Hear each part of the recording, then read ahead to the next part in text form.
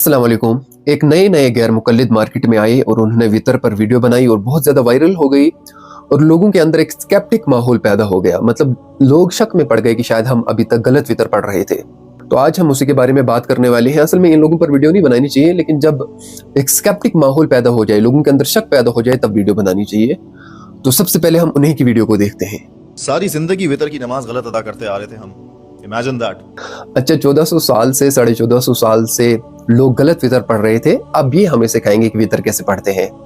रसूलुल्लाह सल्लल्लाहु अलैहि वसल्लम ने फरमाया कि अपनी वितर की नमाज को मगरिब की नमाज की तरह अदा मत करो। नाउ ये वो हदीस है जो मुस्तदरकुल हाकिम में रिपोर्ट हुई है, इमाम दाराकुतनी ने इसको रिपोर्ट किया है, इमाम बैहकी ने रिपोर्ट किया है, एंड हाफिज इब्न हजर अस्कलानी इसको अपनी किताब फतहुल बारी में रिपोर्ट करते हैं और कहते हैं कि ये हदीस शेखैन के जो शेखुल मुहद्दिसीन है, इमाम मुस्लिम और इमाम बुखारी, उनके रूल्स पे पूरी उतरती है। इसकी सनद फ्लॉलेस है, मतलब ये हदीस ऑथेंटिक है। वेट, इन्होंने यहाँ पर झूठ बोला।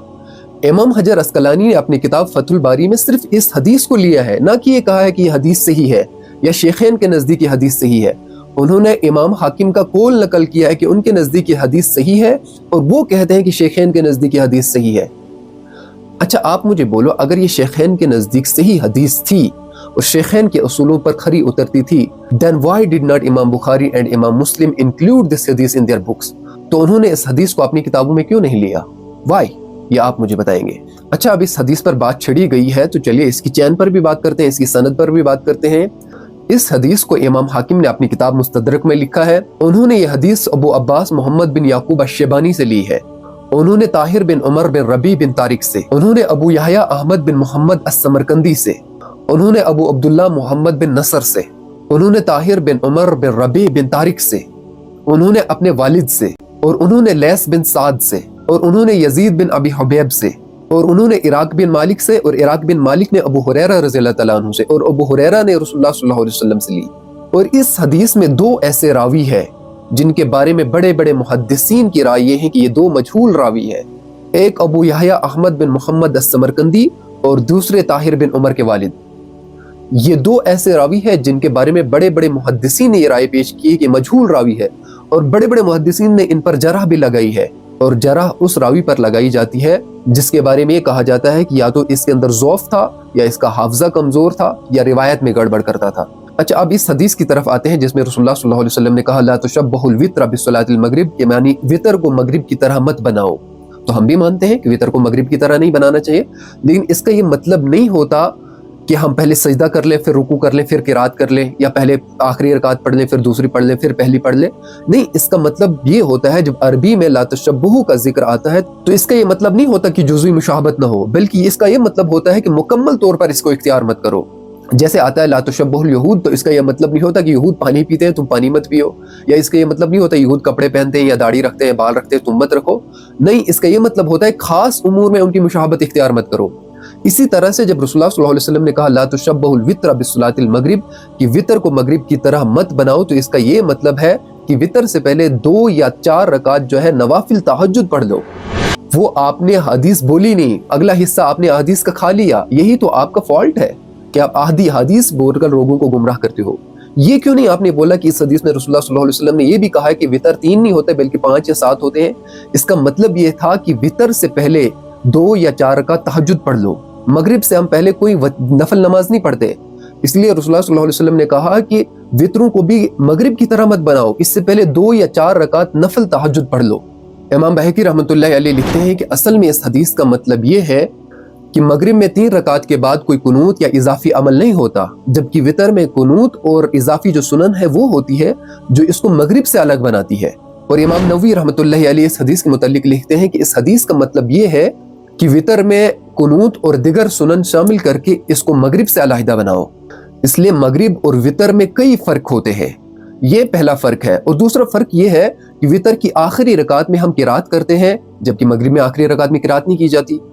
और तीसरा फर्क ये है कि वितर की आखिरी रकात में हम सूरह फातिहा के बाद सूरत भी मिलाते हैं और कुनूत भी पढ़ते हैं, जबकि मगरिब में ऐसा नहीं होता, सिर्फ सूरह फातिहा पढ़ी जाती है। तो ये बड़े बड़े डिफरेंस है जो मुहद्दिसीन ने निकाले हैं, और तमाम मुहद्दिसीन ने और आइमे अरबा ने इसी पर इस्तिदलाल किया है कि ये फर्क वितर और मगरिब के दरमियान है।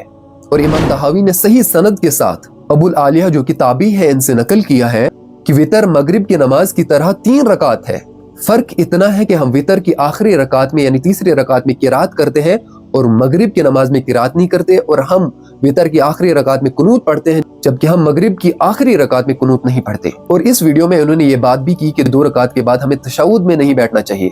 سلام، وطر کی نماز میں ہلکا سا چینج آتا ہے۔ وطر کی نماز میں آپ کو سیکنڈ رکعت میں تشہد ادا نہیں کرنا ہوتا۔ نماز میں تشہد کا ایلیمنٹ وہ ہوتا ہے جہاں ہم بیٹھتے ہیں اور اتحیات ادا کرتے ہیں۔ نارملی تشہد سیکنڈ اور فورتھ رکعت میں ادا کیا جاتا ہے جو ایون نمبر کی رکعتیں ہوتی ہیں۔ احادیث میں صراحت ہے کہ ہر 2 رکعت کے بعد تشہد ضروری ہے، اس لیے وطر میں بھی 2 رکعت کے بعد تشہد ہوگا۔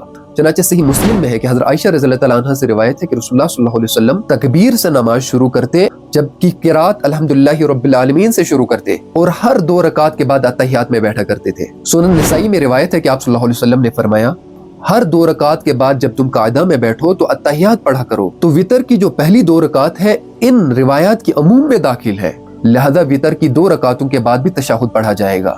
اور رات کی نماز کے بارے میں آپ صلی اللہ علیہ وسلم سے پوچھا گیا تو آپ صلی اللہ علیہ وسلم نے کہا کہ رات کی نماز 2 رکعت ہے اور ہر 2 رکعت کے بعد تشہد پڑھا جائے گا، اور وطر بھی تو رات کی ہی نماز ہے، لہذا وطر میں بھی 2 رکعت کے بعد تشہد ہوگا۔ امام طحاوی رحمۃ اللہ علیہ نے صحیح سند کے ساتھ عبداللہ بن مسعود رضی اللہ تعالیٰ عنہ سے نقل کیا کہ وطر 3 رکعتیں ہیں یعنی مغرب کی نماز کی طرح۔ امام محمد نے بھی صحیح سند کے ساتھ موطا میں نقل کیا کہ وطر کی نماز 3 رکعتیں ہیں بالکل مغرب کی طرح، لیکن جو ڈیفرنس ہے وہ ہم نے بتا دیا کیا کیا ڈیفرنس ہونا چاہیے مغرب اور وطر میں۔ اور مغرب کے ساتھ تشبیہ سے یہ معلوم ہوا کہ رات کی وطر میں مغرب کی طرح دوسری رکعت میں تشہد بھی پڑھا جائے گا جیسا کہ مغرب کی نماز میں پڑھا جاتا ہے۔ تو یہ ان کے دوسرے پوائنٹ کا جواب تھا کہ ہمیں دوسری رکعت میں بھی جب آپ صلی اللہ علیہ وسلم نے کہا کہ ہر 2 رکعت کے بعد تشہد پڑھا جائے گا، تو یہ علماء نے بڑے بڑے محدثین نے اس سے استدلال کیا ہے کہ وطر میں بھی دوسری رکعت میں تشہد پڑھا جائے گا۔ تھرڈ رکعت میں ایک اور ایڈیشن یہ بھی ہوتا ہے کہ قنوت نازلہ پڑھنی ہوتی ہے۔ ناؤ سب کانٹیننٹ میں یہ کلچر ہے کہ قنوت نازلہ کی جگہ دعائے قنوت پڑھی جاتی ہے۔ دعائے قنوت از اللہم انا نستعینک و نستغفرک، اینڈ قنوت نازلہ از اللہم اہدنی فیما ہدیت۔ یہ 2 ڈیفرنٹ دعائیں ہیں۔ اور اس ویڈیو میں انہوں نے یہ بھی ذکر کیا کہ آپ صلی اللہ علیہ وسلم جو ہے قنوت نازلہ پڑھا کرتے تھے اور ہم لوگ جو ہے دعائے قنوت پڑھا کرتے ہیں، تو لہٰذا یہ بھی غلط۔ تو اس کی وضاحت یہ ہے کہ آپ صلی اللہ علیہ وسلم نماز وطر میں دعائے قنوت ہی پڑھا کرتے تھے، جبکہ قنوت نازلہ آپ صلی اللہ علیہ وسلم نے خاص احوال میں جو 1 مہینے تک نماز پڑھی تھی اس میں پڑھا تھا۔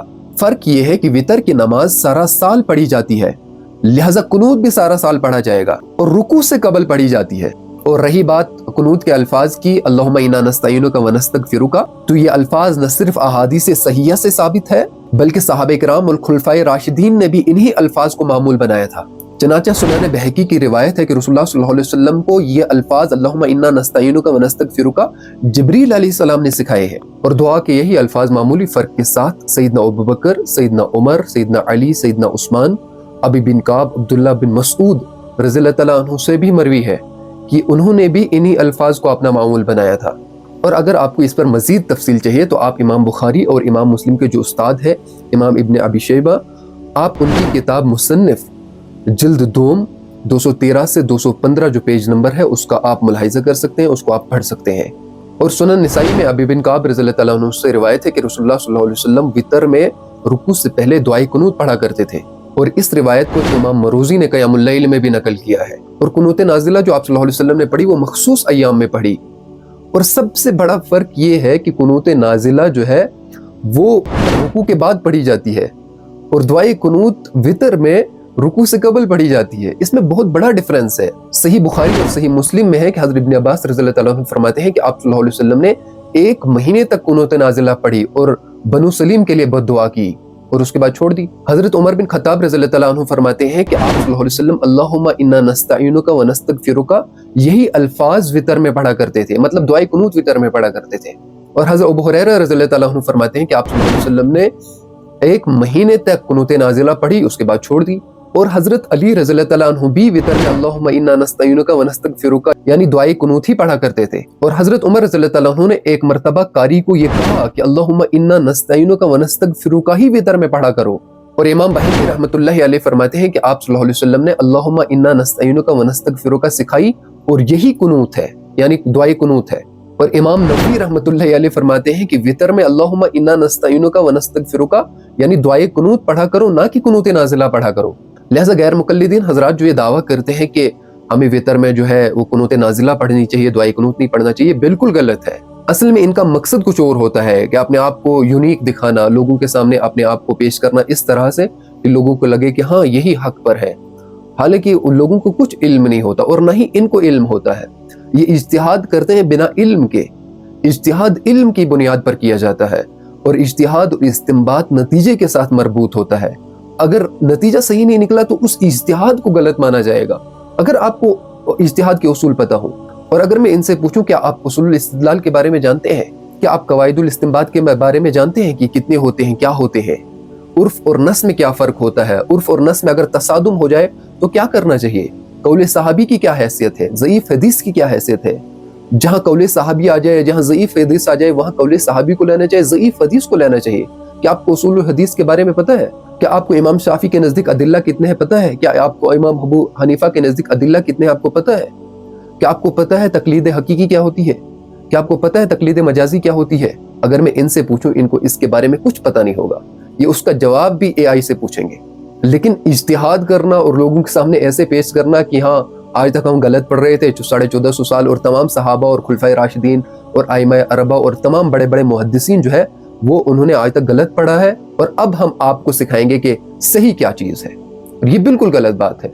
लोगों को पता नहीं, वो सोशल मीडिया से मुतासिर होते हैं, वो ये नहीं जानते, उनके पास ना इल्म होता है, उनको तो हदीस का मतलब पता नहीं होता, फिर हदीस के वो डीप लेवल पे हदीस को कैसे जानते होंगे।